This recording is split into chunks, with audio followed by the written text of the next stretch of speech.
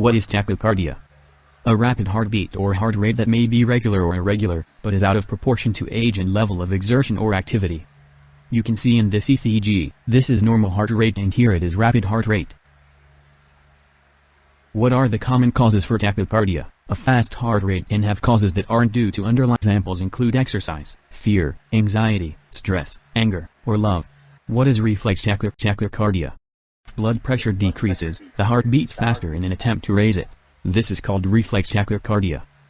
What are the common causes of reflex tachycardia? Reflex tachycardia can happen in response to a decrease in blood volume, through dehydration or bleeding, or an unexpected change in blood flow. Some drugs can also cause reflex tachycardia like verapamil, diltiazem, and nifedipine.